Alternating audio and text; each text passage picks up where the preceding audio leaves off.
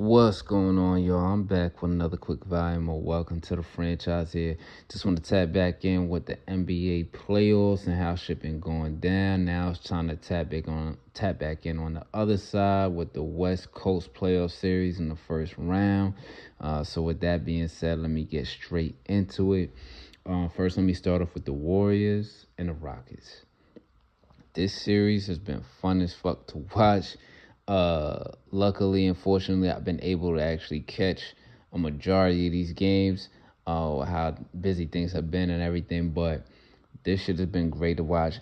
Physical, chippy, a lot of beef, bad blood between them. This has always been a rivalry, I'll say, for the last, let's say, decade or just under a decade with Steph and Chris Paul and the Rockets, Klay Thompson, Draymond, Steph, and Harden on the Rockets, and now recently with Dylan Brooks with their rivalry with the Grizz there, and he's had his issues with Draymond, Steph, Klay, and them while he was on the Grizzlies with the Warriors. Now he's on the Rockets.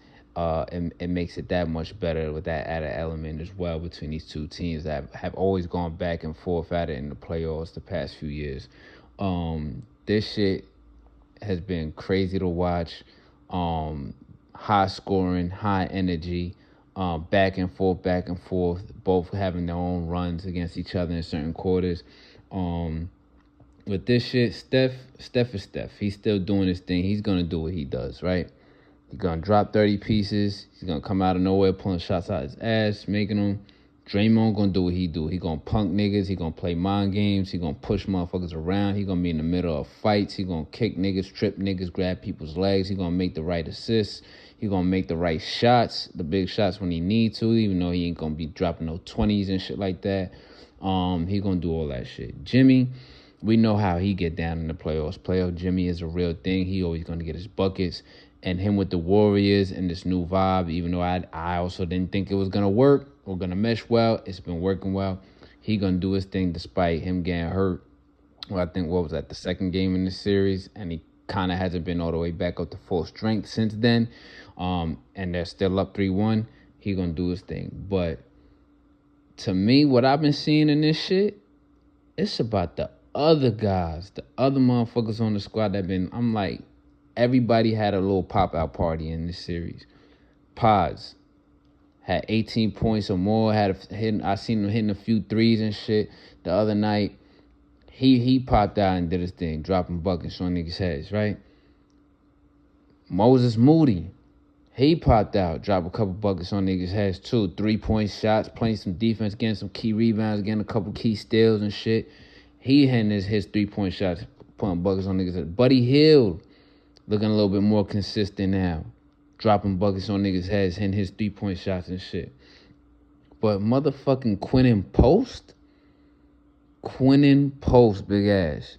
And it's funny. I got to laugh at myself. And it's funny to say this and also see this shit. I got to laugh at myself. Because he was one of the names I was saying all the way when I started recording these volumes about, why it's not been fun or it's been boring and been bullshit to watch NBA basketball. And I brought his name. I'm like, yo, don't nobody want to see this motherfucker that can't shoot threes, Quinton Post.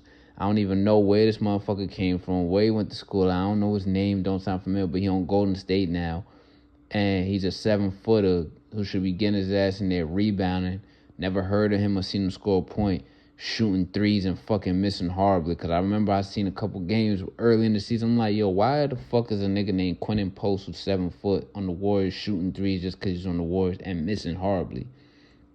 Now, fast forward to present day, I'm hearing this motherfucker's name in every game of this fucking series.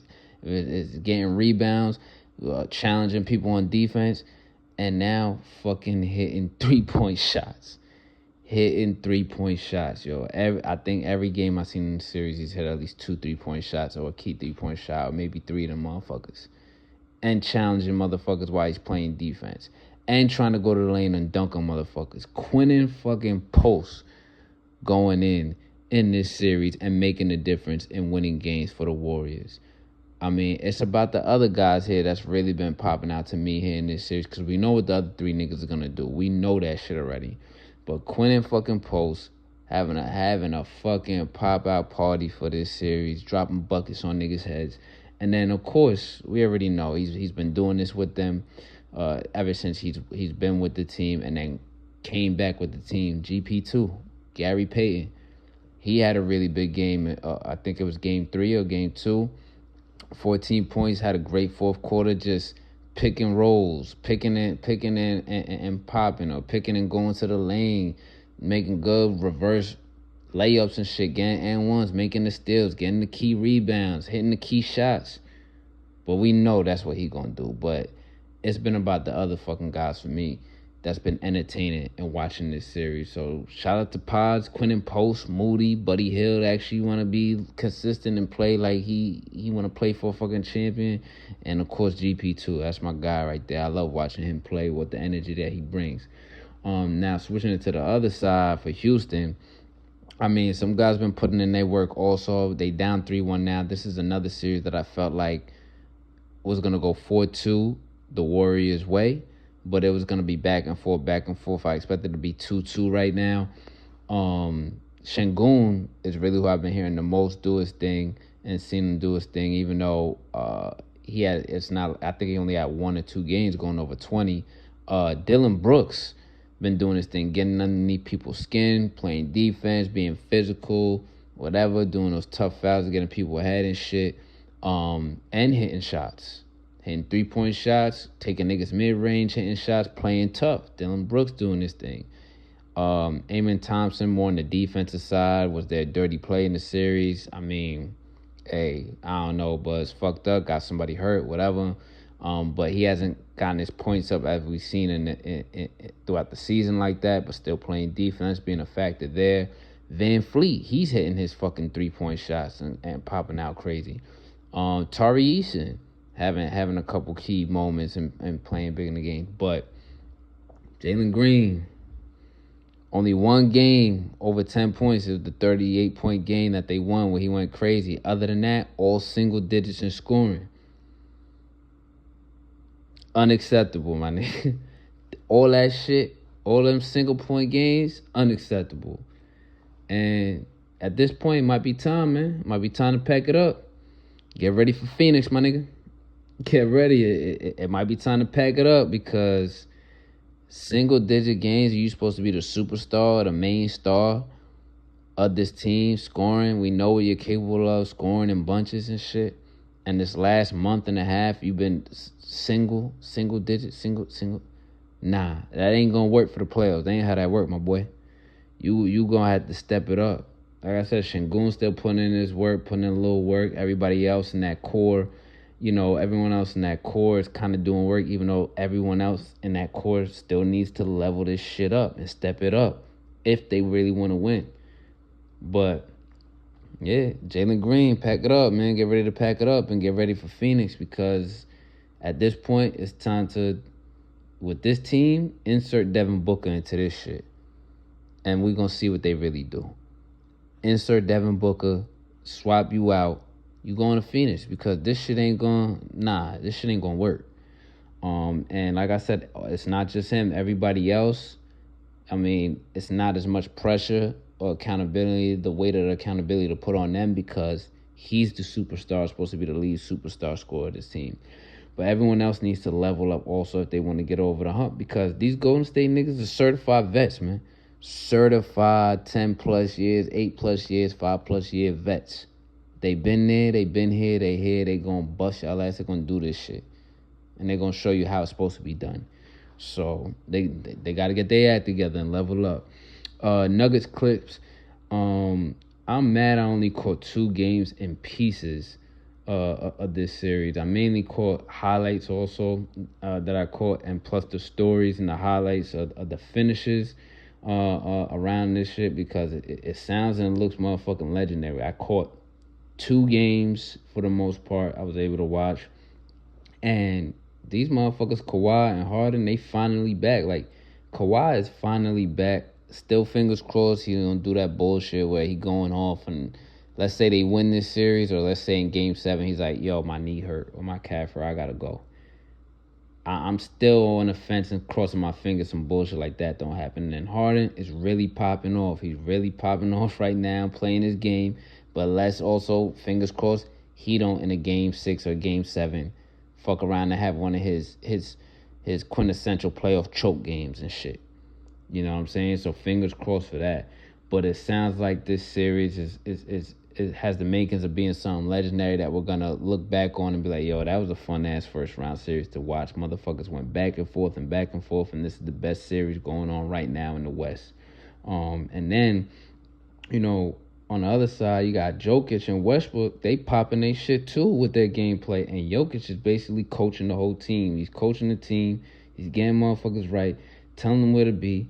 This the play running. This who's subbing in. This who's subbing out. This nigga don't want to play. MPJ, you don't want to do shit. Get the fuck out of here. And showing the love, and you seeing the love being shown, or you seeing the production, even though motherfuckers always want to talk shit on my man Russ, you seeing the production, what is value that's being put in a playoff series and where he fucking matters in his style of play. Not motherfuckers that want to be like, oh, I ain't got to try. We won the chip before, so whatever, we just here. Nah, none of that shit. Christian Brown out there snapping, getting in motherfuckers' face and hitting threes and playing defense and all that shit, getting gritty with niggas. So Denver is really on their shit also. So I gotta really tap into this game. I want to see this game tonight. I think they play. I want to tap into that and shit. But this is the best series in the West right now, going back and forth. It's basically the West Coast version of Detroit and the Knicks and vice versa. Obviously, the Nuggets and the Clippers are way better than the Knicks and the Nuggets. But, you know, this shit has been good to see now. Next one, OKC and the Grizz. Who gives a fuck? Big comebacks for OKC after being blown out. That shit is impressive. That shit was fun to see or whatever. But a hate crime blowout before that in the very first game, that was a fucking hate crime. Beating niggas by 50, 60 points. Yo, they have families, yo. These motherfuckers still got families. And they watch them still on TV, too. Not just at the games. Shit. But no one cares. That shit look crazy. But now let's get to it, right? The Lakers and the T-Wolves. This shit is ill. Because I'll say this before everything started. I still expected a series like this to go 6 games, but still feel like a 7-game series. And in 6 games going the Lakers' way. But fuck. These niggas is bowling crazy. Not just on Minnesota's side, on both sides. Braun been coming with it, and not in the way where it's like just scoring in bunches like the days when he was with Kyrie in Cleveland. It was just both of them basically averaging 45 through 2 games in the finals, or basically averaging like 40 points throughout the playoffs. This motherfucker been passing the ball, getting rebounds, making key defensive plays, scoring over 20, hitting threes, hitting fadeaways in niggas' face, hitting and-ones, all that shit, getting steals, getting blocks, getting physical. And then you got Luka basically hitting 30, averaging damn near 40 through the whole series, hitting 35-piece, hitting a 30-piece every game, over 35, damn near averaging 40. But where it's taking a step back is them assists is down. Rebounds maybe at between 5 and 8 last time I saw. And he's getting he getting cut up on defense a bit out there. When Ant-Man see that shit, he like, yo, I'm cutting the fuck up on this nigga. This nigga can't hold me. And then in the first game, I want to say in the fourth quarter, and this is one of my concerns with Luka, it was either the first or the second game. Nigga wears down after he scored his points in the first 2 or 3 quarters in the fourth quarter, and then Ant-Man came through and locked his shit up, and he scored only 1 basket on Ant-Man in one of the games I saw. It was either game 1 or 2, maybe even 3. But other than that, like with them balling and shit like that, Luka in the fourth quarter, not saying he didn't do nothing even in the last game, but he averaging 40, his assist is down. LeBron doing all he can and shit, and they getting beat. And what the other problem is, like I said, on both sides, everybody's fucking balling. But the key person I'm going to put a minus for, everybody's balling minus AR-15. He's flopping right now in this playoffs. And if he gets busy in this playoffs, that's the difference where they should have been starting off like that with them having the edge or being the favorites to win this shit. But he's flopping hard in this series. So, I don't know. I don't know, hey y'all. Get ready for sack time, my boy. Get ready to pack it up for sack time because they might ship your ass out for DeRozan or for Levine. Cause they like, nah, we want a motherfucker that's gonna try and ball for real and could show up in the big moments. You know, you had a great season. You've been balling crazy out of control this whole season, but it's the playoffs now, and you flopping. That ain't how that shit work. We ain't need that. And staying on the Lakers side with it, let me get to this too. Everybody all fucking year, all season, especially when the playoffs started and seeing his performance in this series as well. Yo, he's 40 years old. He's doing shit that 40-year-old shouldn't be doing. You letting niggas 40 years old do this on you. He could tell, yo, he's 40 years old. He's 40. He's still shitting on y'all. Now it's, J.J. Redick, first time in history a coach has all 5 players play basically the whole game, and that's including a 40-year-old LeBron. Yo, he's 40. You can't run him in the ground like that. Yo, he's 40. You can't be doing that. You can't ask him to do this. Yo, he's 40. Nah, fuck all that. It's the same rules apply. You can't have it both ways. If he the GOAT and he the greatest player of all time, right? Like all y'all say, and the greatest 40-year-old player of all time and shit, I don't want to hear none of that shit like, yo, he's 40. You can't have him out there playing 48 minutes, the whole 48 minutes. You can't have him out there trying to D up Ant-Man and score 30 and this. Nah, he the fucking GOAT, right? And he 40 years old all season doing all the shit that 40-year-olds ain't supposed to be. And he the greatest 40-year-old athlete we ever seen or basketball player we ever seen, right? This is the fucking playoffs. You got to do what it takes to win. I don't give a fuck about it. Don't bring up he 40 now. Oh, he's tired. He been tired the whole time. And we as fans, that's what we like to see about greatness. When you're tired, when you're hurt, when you're down, when it's looking tough and shit, we still want to see you come out on top and be a champion in that situation or be a winner in that situation. Yes, you're tired, you're hurt, you're old, your shot's not hitting, your other teammate's shot's not hitting, because I can't say that about Bron, his shot's hitting. All that, whatever. The calls may not be going your way, all that, and you still are competing and winning or trying to win. You know what I'm saying? And I see that from LeBron. So don't come out of nowhere now. All y'all motherfuckers talking about, oh, he's 40. He can't be playing that many. He's 40. They can't ask him to do. Luka got to do more or this and that. Yes, AR has to do more. Other players do have to do more. But fuck that. You can't have it both ways. He 40 and doing all this amazing shit, right? Well, then be the GOAT at 40 or the greatest 40-year-old player. Take over the game and win the shit then. Instead of being down 3-1. Because I honestly, it should be 2-2 right now to me. Now, on the other side, listen. Man, I love to see this shit. Finally, in these last 2 games, it's like he really letting his nuts hang for real. Showing no fear to LeBron, getting physical, trying to punk him, letting him know he's not going to get punked back, even though LeBron is bigger than him, stronger than him. Obviously, he's like, nah, fuck that. We going at it, nigga. I don't give a fuck. I'm not scared. Finally, it's little by little. Little by little, it's showing. Take a little time because in the first couple games, it was making me mad. It seemed like he's been a good job making the reads, making the passes to your teammates, getting involved. But in the fourth quarter, 5 minutes less, I don't want to see you being passive and being like, yo, I'm gonna make this pass to Jalen McDaniels for the corner 3. Or I'm going to make this pass to someone else, to Nickeil Alexander-Walker. No, nigga. That's your time to take over, especially when y'all down and y'all have to win. But these last couple games, I'm like, okay, yeah. Now that's what I want to see. More of that killer instinct and more of that I'm going to take over the shit and I'm not scared of LeBron. And I'm going to D up Luka and I'm going to D up LeBron if I have to. I'm not shying away from this shit. Ain't no way around this shit. I'm going straight through these motherfuckers. That's what I like to see. But we know what Ant going to do when he got his mind right and all that. You know. But what it's really about here to me, besides that with Ant, yes, that's the big part of it. And also what Naz Reid did in the first game, when Naz Reid did it in the third and fourth game or whatever. You know, in this last game or whatever. But what it's really about to me is like, oh shit, this motherfucker Randall is not fucking around. I think I seen him hit like three threes, like odd jammy, hand in the face, swish.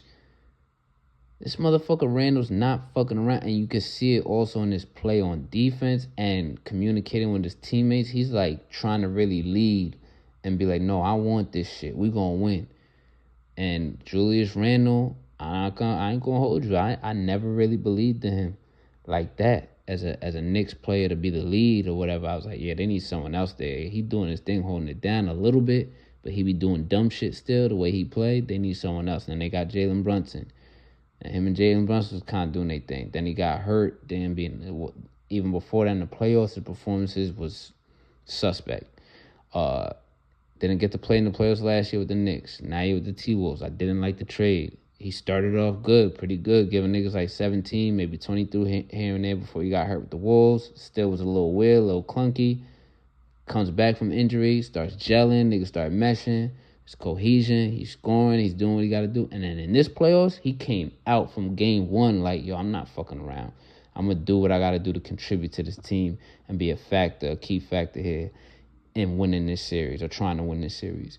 And this last game definitely showed that. 25 on niggas' head, dropped 25 niggas on niggas' top, and hitting like 3 threes. Yo, this motherfucker Randall ain't playing. And then also, Jaden McDaniels. First game came out smoking, came out hot. Second game, all right, suspect. Third game, a little up and down, all right, but still. And then this game, too. Defensive-wise, even though it's hard to stop Luka, I mean, you just can't stop that, but he's in his face. He's making it uncomfortable for him, but it's fucking Luka. But him scoring also. I think that's the real factor and the real story here to me in this series that's helping them get over the hump and get this 3-1 lead. Julius Randle and McDaniels with Ant Edwards bringing that intensity and bringing that production on the floor defense-wise and offensive-wise, that's what's going to help them really, really close out this series and see how they do going further. See how stronger it gets going further. Because if all those other guys don't produce how they got to produce, and it's just Ant-Man got to do this, that, got to do everything, they're not going to win. No real big series. And it's 3-1 right now, but I ain't going to hold you. This shit ain't over. To me, I get it. It's Ant-Man. Niggas got the upper hand. Niggas won at home. I think they get another one at home, right? I don't know. But it's like, oh, they going to win this shit. Not so fast. Them motherfuckers on the other side is still certified vets too, and they also GOATs and produce too. Even the role players, I'm not saying at the highest level, but they got some good role players that they have their nights, and they got a coach that's going to get in their ass and knows that they could get that potential out of them because they're capable of doing the shit back-to-back games. So it ain't over yet, but we're going to see. You know, like I said, I thought this was going to go 4-2 and still feel like a 7-game series and go the Lakers' way. Now it might fuck around, and if the Lakers get this game in the way that it looks, how they play this next game, that they win, because they're going to win the next game. But it's about how it looks. If it looks a certain way and when they win this game, it's going 7 games. Because I could see the Wolves they got some veterans on there too, but they're young. They have young veterans and they have some older veterans, but their core is young veterans who still got to figure out some things, but they are figuring out other things. I could see them letting their foot off the gas a little bit like they did the second game and letting this shit slip away and get into 7 games because you still got that dude. You still got that bull LeBron on the other side, and you got Luka, who when he gets mad, you can see he's starting to fume, and he played these niggas last year and sent them to bed and packed them up. Luka's going to get mad. When Luka gets tight, he going to find a way to come back and put this shit away. So it ain't over yet. But like I said, let's see how this next game is, how it looks, and how they win. And then this shit might slide to 7 games. But that's going to wrap this volume up. Welcome to the franchise here. Y'all out there enjoy the playoffs, the NBA playoffs, and even all the other sports going. You got NHL playoffs, WNBA coming up next. It's going to be lit. Y'all out there be easy.